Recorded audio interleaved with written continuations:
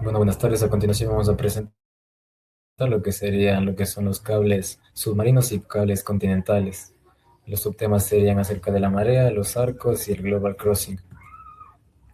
Lo que se va a ver va a ser un análisis de las redes longout, también un análisis de sistemas, una ingeniería de transmisión y también una operativa y las normativas de cada una de estas.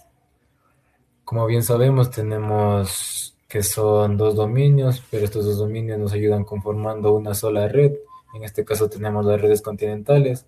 Esta es una infraestructura instalada sobre la tierra firme, ya sea que estas pueden ir mediante aire o subterráneamente.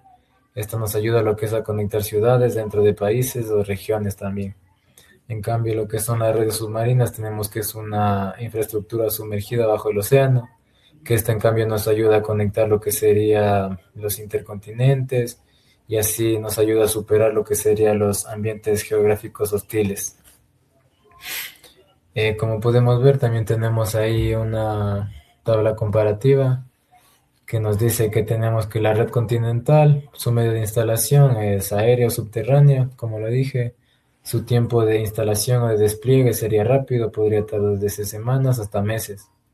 La dificultad de mantenimiento es bajo, podemos hacerlo con técnicos locales y tiene una latencia promedio de 10 a 50 milisegundos. En cambio, para la red submarina tenemos que esta está ubicada en un lecho marino hasta 8.000 metros bajo el mar. Su tiempo de despliegue sí es bastante lento, se demora entre 1 a 2 años y la dificultad de mantenimiento igual es alta porque aquí ya no necesitamos técnicos locales, sino aquí ya se usa más lo que son barcos especializados y tenemos una latencia promedio de 50 a 200 milisegundos. También como podemos observar en la imagen, tenemos que las redes submarinas construyen la ruta global y las continentales la distribuyen localmente, como se ve aquí. Podemos adjuntar también lo que sería el backbone mundial, también conocido como la nube falsa, ya que el Internet no existe por el aire, sino que tenemos que esta es una columna vertebral física que está compuesta por más de 300 cables submarinos, como se ve aquí los cables azules, y esto es lo que nos ayuda a tener nuestras redes continentales de alta capacidad. Y esto también funciona como una principal tangible que nos conecta con todo el planeta. A continuación vamos a ver lo que son las fibra monomodo y fibra multimodo. En la fibra monomodo tenemos que tiene un núcleo ultrafino de 8 a 10 micrómetros y la fibra multimodo tenemos que funciona de 50 o 62.5 micrómetros. Algunas diferencias que podemos observar es que la monomodo tiene un alcance de mayor a 500 kilómetros, tiene una velocidad hasta de 400 gigabytes por segundo. Tenemos una atenuación de 0.20 dB por cada kilómetro. Y aquí también tenemos que su instalación es bastante difícil y un costo elevado. También el caso de uso sería aquí en los cables submarinos y las redes long out, que las redes long out serían las redes de larga distancia. En cambio, para nuestra fibra monomodo tenemos un alcance de menor a 2 kilómetros, ya que si supera esta distancia ya tenemos una pérdida total de la señal. También tenemos una velocidad de 10 gigabytes por segundo. La atenuación tenemos una de 3.5 dB por cada kilómetro de vez. Su instalación esta en cambio es fácil y tiene un costo un costo bajo. El caso de esta sería que se le puede usar en oficinas o en los data centers. A continuación podemos observar el video aquí donde se analiza se analiza en qué velocidad está trabajando la fibra monomodo y la fibra multimodo. Como podemos observar, tenemos que la fibra monomodo tiene una pérdida de señal de 3.5 dB por cada kilómetro y esto no nos ayuda ya que tenemos 850 nanómetros y para transmisión tenemos una pérdida total. Caso contrario a la monomodo, que aquí en cambio tenemos una pérdida de 0.20 dB por kilómetro y así que esto nos ayuda a alcanzar la máxima velocidad, ya que está ubicada a 1550 nanómetros y aquí en este punto el vidrio alcanza su máxima transparencia natural y esto nos permite alcances superiores a los 100 kilómetros sin pérdidas críticas. Acá tenemos el parámetro V, ya que está también conocida como la frontera del modo único. Esta fórmula fue creada para mantener así una fabricación microscópica extrema, ya que el núcleo siempre debe ser lo suficientemente fino para forzar la luz al viajar por un solo camino. Empezamos primeramente por el sistema de cable marea, también conocido como el gigante del Atlántico. Este representa un hito significativo en la historia de las telecomunicaciones transatlánticas. Puesto en operación en el mes de abril del 2018, este cable con aproximadamente 6.600 kilómetros de longitud conecta varios nodos estratégicos desde la playa de Virginia en Estados Unidos con Sopelana en las proximidades de Bilbao y España. Este fue construido en base a la colaboración sin precedentes de organizaciones como lo que son Microsoft, Facebook, que ahora lo conocemos como Meta, y también Telxius, que esta última es la subsidiaria de infraestructura de telefonía. La innovación de este sistema se basa en la arquitectura de cable abierto que separa la infraestructura física del cable de los equipos de transmisión, permitiendo que se pueda actualizar la tecnología sin necesidad de cambiar el cable submarino. Y también facilita la interoperabilidad entre los proveedores, la reducción de costos y aumentar más rápido la capacidad de ancho de banda. El rendimiento excepcional de este sistema se ayuda en el uso de fibra óptica de bajas pérdidas y gran área efectiva, en donde estas están alineadas al estándar GC54.E. Este tipo de fibra utiliza un núcleo de sílice puro que reduce al mínimo las atenuaciones, priorizando las largas distancias con menos regeneraciones. Y aquí podemos ver algunos de los datos de la ficha técnica, unos que ya hemos mencionado, como la longitud total, los puntos de amarre. La capacidad de este diseño inicialmente tenía unos 160 terabits por segundo y ahora es cablable a más de 200 terabits. Tiene 8 pares de fibra óptica y la profundidad medida es de 11.000 pies. Un peso total de 10 millones de libras, y eso es por parte del sistema Marea. Pasamos a la parte de sistemas Arcos, también conocido como el Anillo de las Américas, con una extensión total de aproximadamente 8.600 kilómetros aproximadamente. Arcos cubre lo que viene siendo el Caribe y Centroamérica, conectando 15 países a través de 24 puntos de aterrizaje. La capacidad inicialmente es de 15 gigabits por segundo, esto debido a que se utilizaba la tecnología SDH.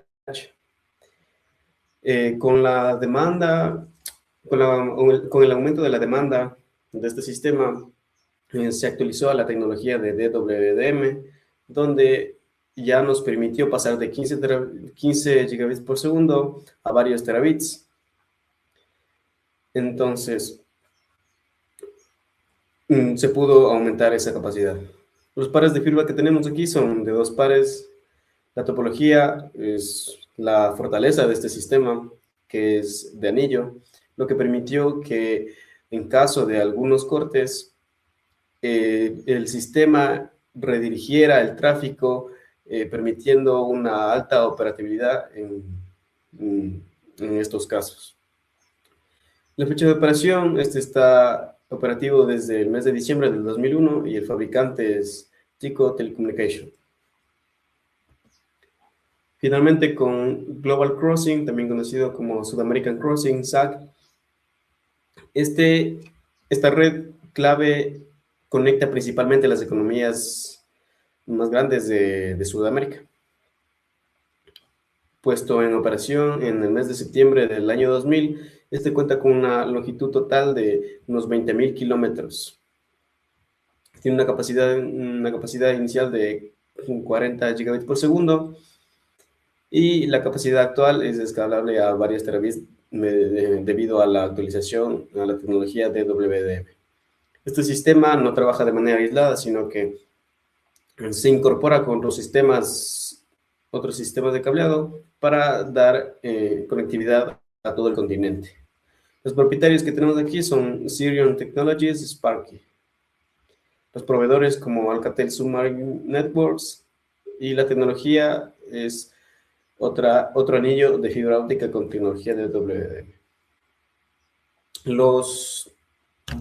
Las principales sistemas con los que se incorpora se los conoce como Pan American Crossing, que engloba lo que es la costa oeste de los Estados Unidos, México, Centroamérica y Panamá. Pasamos a lo que es el MAC, que es el Mid Atlantic Crossing, que engloba lo que es Nueva York, Florida, partes de Centroamérica. Y al final tenemos el Trans-Andean Crossing, que es un sistema de enlace terrestre que pasa por las montañas andinas, que eliminan la latencia al reducir las distancias si se hubieran hecho por vía marítima. Y aquí una tabla comparativa de todos los cables, algunos datos que ya hemos conocido. Aquí lo que podemos diferenciar es el enfoque en la red. En marea conecta continentes. Arcos es un sistema regional más concentrado en lo que es el Caribe, en Centroamérica. Y SAC es a lo que nosotros conocemos como el regional el anillo sudamericano.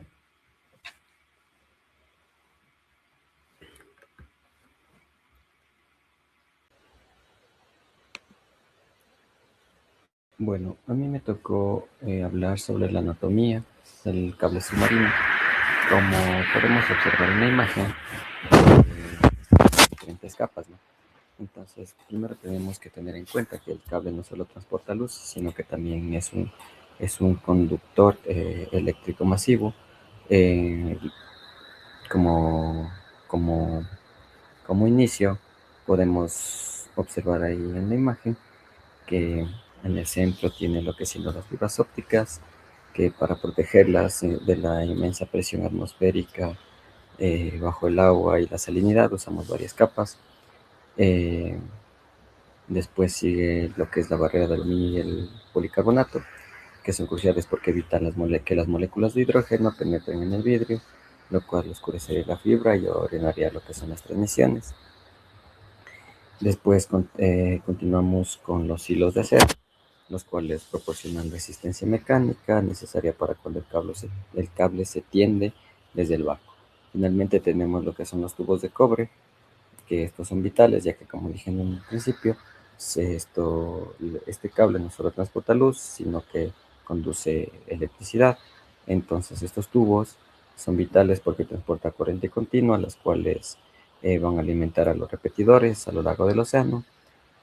Todo esto aislado por una gran capa de polietileno de alta densidad. Después continuamos con los repetidores ópticos CDFA. Bueno, para empezar, la activación de la fibra óptica hace que la señal vaya disminuyendo tras varios kilómetros. Antes usaban repetidores regenerativos que convertían la luz en energía eléctrica, luego la amplificaban para de nuevamente volvían a hacer las luz. Este proceso era muy lento y limitaba el ancho de banda. Hoy en día tenemos los repetidores EDFA, donde se inyecta un láser de bombeo, generalmente de 980 nanómetros, en un tramo de fibra dopada de iones de herbio. Cuando esta señal de datos pasa por ahí, estimula los iones y la señal gana potencia, manteniéndola 100% óptica. Estos equipos son alimentados en serie a través de un tubo de cobre de cable y se ubican aproximadamente cada 100 kilómetros en los sistemas transoceánicos. Luego continuamos con lo que son los cables de zona de aterrizaje y alta mar. Por cómo se ven las imágenes, se podría decir que el cable más grueso es el que está a las profundidades del mar, pero no es así, ya que a 2000 metros y más aproximadamente, lo que el problema viene siendo el, el problema viene siendo la presión que, el- que ejerce el agua. Entonces, estos canales, para que no interfieran, se creó lo que viene siendo los cables lightweight, que es relativamente delgado como una manguera de jardín.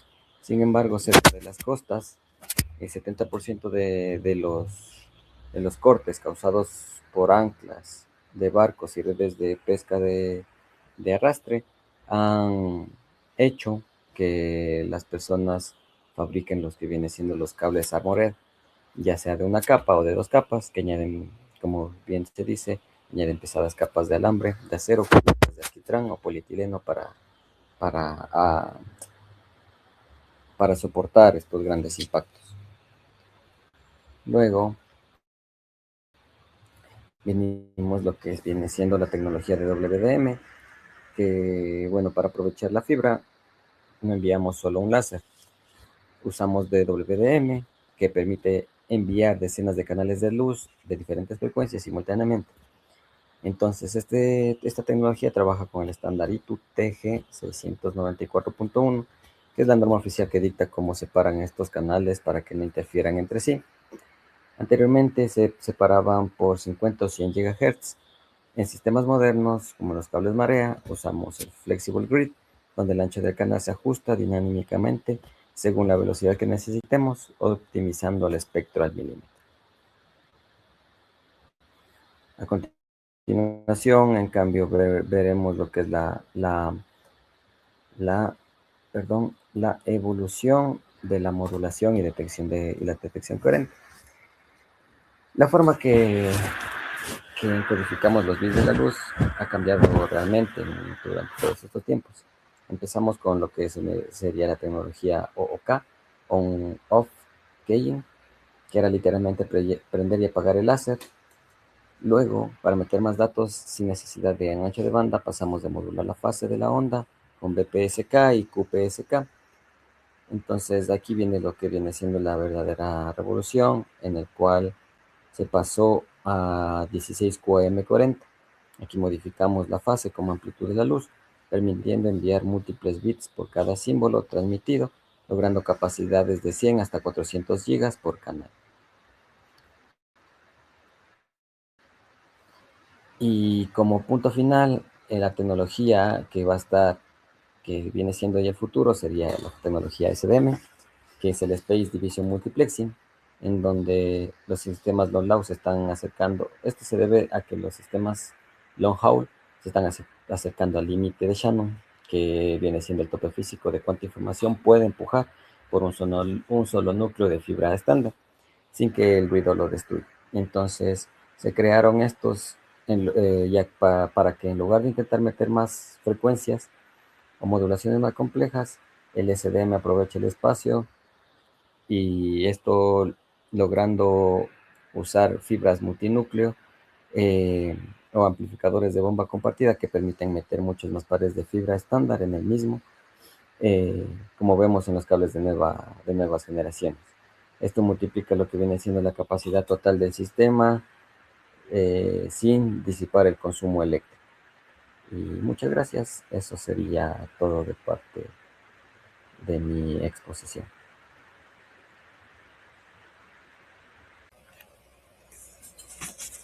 Bueno, siguiendo con mi parte, pues vamos a hablar lo que viene a ser los mapas de cobertura y la topología física. Pues comenzaríamos con Marea, pues el gigante del Atlántico. conecta técnicamente Virginia Beach, una parte de Estados Unidos. Esta conexión, su topología es punto a punto. La importancia radica en su ruta al sur, pues técnicamente evita las zonas de conflicto en el lado norte del Atlántico, pues para garantizar una resiliencia ante desastres. Continuando con el siguiente, pues sería Arcos 1, tiene una redundancia en anillo, y también es conocido como el Anillo del Caribe. Pues este lo compone técnicamente 15 países, entre México, Colombia, Venezuela y parte del Caribe. Pues su importancia radica en su topología de anillo curable. Quiere decir, pues, que si hay un corte, el tráfico se dirige automáticamente por otro sentido del anillo, ¿no?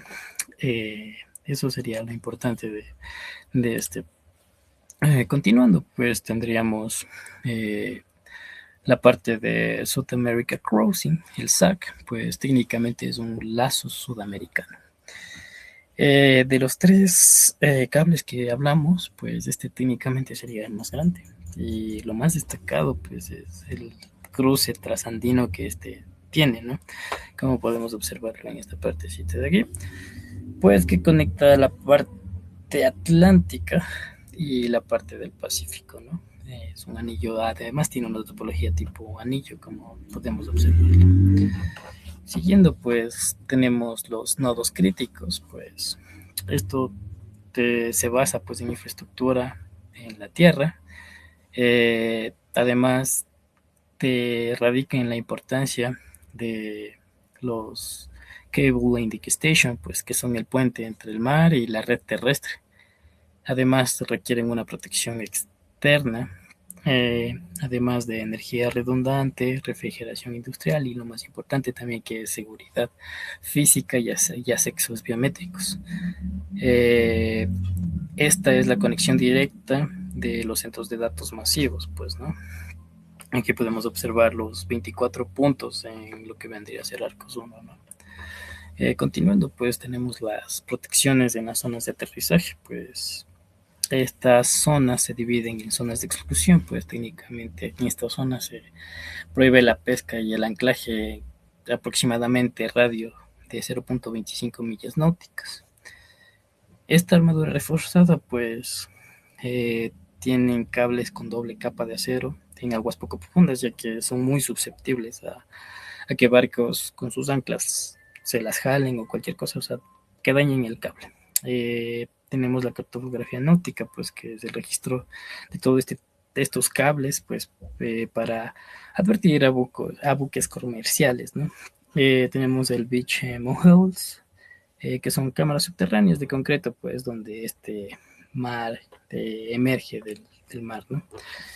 Este gráfico es muy importante, pues tenemos una comparativa de estos cables submarinos, el marea, el arcos y el SAC, pues cómo conviven en un entorno.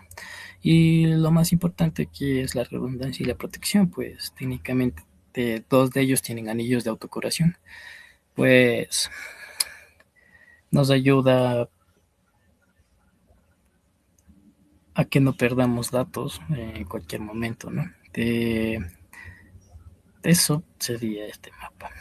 Seguido tenemos los operadores y consorcios, pues técnicamente Arcos 1 viene a estar dado por 28 empresas de telecomunicaciones regionales en todo el Caribe y los países de anclaje, compartiendo inversión y ancho de banda. Pues Marea funciona como un modelo OTT, liderado por Meta, Microsoft, junto a Telxius como el principal operador, pues técnicamente este es el que jala la fibra. Y representa pues un cambio donde las tecnologías son dueñas de su propia red, pues de eso, ¿no? Y tendríamos el SAC, pues técnicamente es propiedad privada, propiedad corporativa, como lo podemos ver, operado íntegramente por Lumen Technologies, que es una red privada a escala global.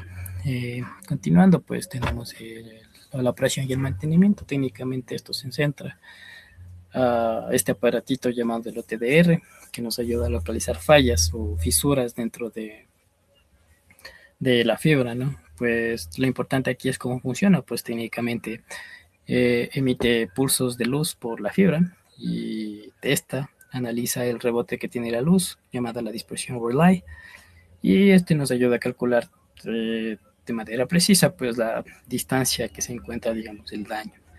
Dentro de esto tenemos el mantenimiento y la respuesta, pues existe el mantenimiento preventivo, pues son monitoreo sísmico de barcos, y dentro de eso también el correctivo, pues para reparaciones se usan buques cableros, los llamados ROPS, que técnicamente son robots submarinos que nos ayudan a sacar el cable o a enterrarlo. Eh, y eso sería lo más importante. Y seguido, pues tendremos las normativas y estándares internacionales, pues como que es el ICPC. Este es el International Cable Protection Committee, pues es la organización global que nos ayuda a salvaguardar pues técnicamente la seguridad de los cables. En zonas de exclusión y seguridad, pues la protección legal lo promueve cada red nacional. En exclusión marítima pues, se define áreas donde está prohibido los anclajes de los buques, la pesca por arrastre. Y por último tenemos la cooperación, pues que se coordina junto a la industria pesquera y a la minera, evitando conflictos dentro del lecho de mar. Tendríamos los estándares, los D2T, pues que técnicamente son el ADN de la fibra. Comenzaríamos con el, digamos, el más básico, que sería el GED 652, el SMF, pues conocido para fibra monomodo estándar. Pues como lo dijimos, este es el más común y el más utilizado en la fibra, ¿no? Pero el que nos compete, digámoslo, dentro de nuestro tema de cable submarino, pues tendría que ser el G654, el know-how. Pues técnicamente este estándar se diseñó para enlaces submarinos, ya que tiene un área mucho mayor y una atenuación muy baja para las distancias que se manejan, pues, ¿no? Y obviamente no está mal por decir el G694.1, el DWDM, que sirve técnicamente para las fibras, para la multiplexación de onda densa, que permite meter múltiples canales de datos en un solo par de fibras. Y acabando, pues tendríamos la apertura numérica. Técnicamente, este nos ayuda a que se produzca esta reflexión interna total dentro de una fibra, y además controlar los ángulos de incidencia.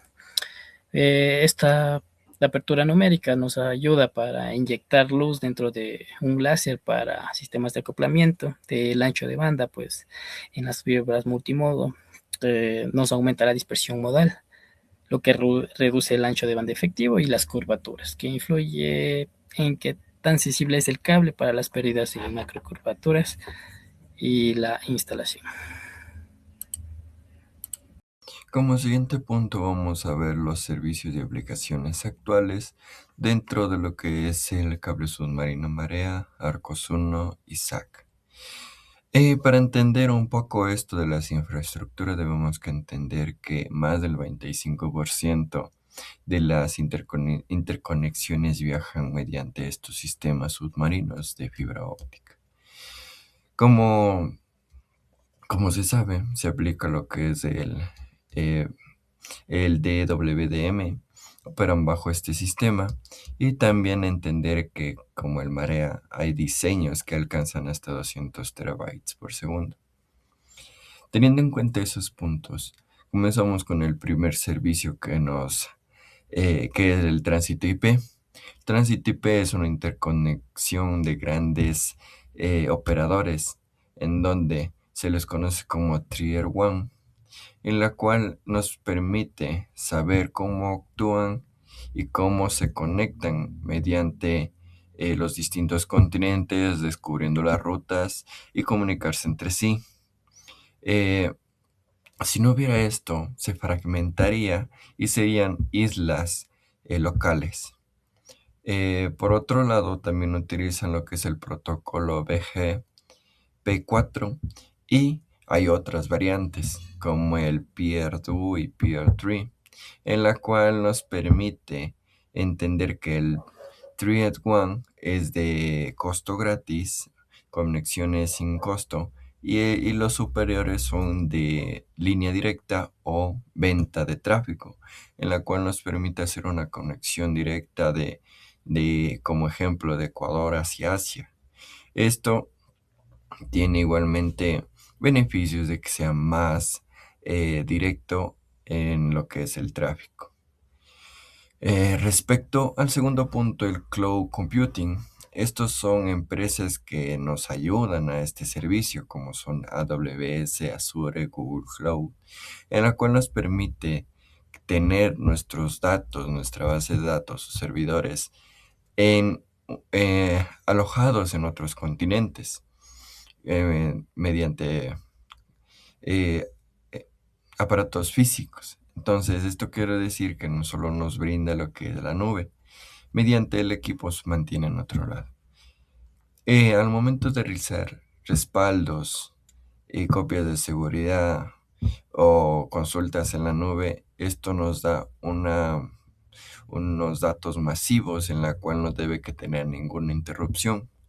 Por ende, se utiliza lo que es el cable de fibra directo para que no haya ningún problema. El diseño que se utiliza aquí es el SDN, el Software Definition Networking. Como tercer punto, tenemos lo que es el Backbone 5G, en la cual es la revolución industrial. Esto nos da una menor latencia crítica de menos 10 milisegundos, en la cual para servicios de misiones críticas nos va a servir bastante, como por ejemplo las cirugías remotas o vehículos autónomos, en la cual nos permite, ¿cómo nos permite esta señal de muy poca latencia que genere esa propagación las antenas? Mediante la conexión de fibra óptica hacia las bases de datos principales, que sea pura y directa. También se une lo que es el protocolo URLLC, en la cual es ultra confiable y baja latencia, así cumpliendo el retardo end-to-end en estricta.